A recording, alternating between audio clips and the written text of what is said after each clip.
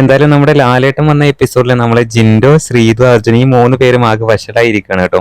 എന്താന്ന് വെച്ചാൽ 3 പേരെയും ഇപ്പോൾ പവർ ടീമിലേക്ക് നോമിനേറ്റ് ചെയ്യപ്പെട്ടതാണ്. എന്താന്ന് വെച്ചാൽ ടാസ്കിലൊക്കെ അവർ നല്ല രീതിയിൽ തന്നെ ടാസ്ക് ഒക്കെ പെർഫോം ചെയ്തു. അപ്പോൾ ഇനി പവർ റൂമിലേക്ക് കയറാനുള്ള 3 പേരാണ് നമ്മുടെ അർജുൻ, ശ്രീതു, ജിൻഡോ ഈ 3 പേര്. അപ്പൊ എന്തായാലും ഈ സമയത്ത് നമ്മുടെ പവർ ടീം ഒഴിവാക്കിയിട്ടുണ്ട്.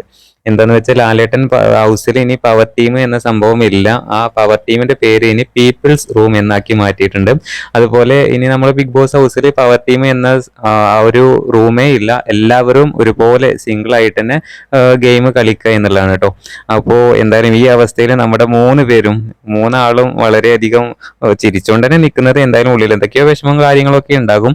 എന്നാലും ഈ സമയത്ത് നമ്മുടെ ലാലേട്ടൻ പറയുന്നുണ്ട്, നിങ്ങൾ ടാസ്ക് ഒക്കെ കഷ്ടപ്പെട്ട് വിജയിച്ചതല്ല, അതുകൊണ്ട് പവർ റൂം ഇല്ല എന്ന് കരുതി നിങ്ങൾ വിഷമിക്കേണ്ട, നിങ്ങൾക്ക് അതിനുള്ളൊരു ഗിഫ്റ്റ് ഉണ്ട് എന്ന് പറഞ്ഞുകൊണ്ട് നന്ദനയുടെ സ്റ്റോർ റൂമിൽ പോയിട്ട് ഗിഫ്റ്റ് എടുത്തുകൊണ്ട് വരാൻ പറയുന്നുണ്ട്. എന്തായാലും അവർക്കുള്ള ഗിഫ്റ്റ് ഒരു വലിയ ലഡു ആണെന്നാണ് കേട്ടോ ലാലേട്ടൻ പറയുന്നത്. 3 പേർക്കുള്ള ഗിഫ്റ്റ് ഇവിടെ കൊടുത്തിട്ടുണ്ട്. എന്തായാലും പവർ റൂം എന്ന സംഭവം ഇല്ലാത്തതുകൊണ്ട് ഇനി ഇവർക്ക് സാധാരണ കളിക്കാം.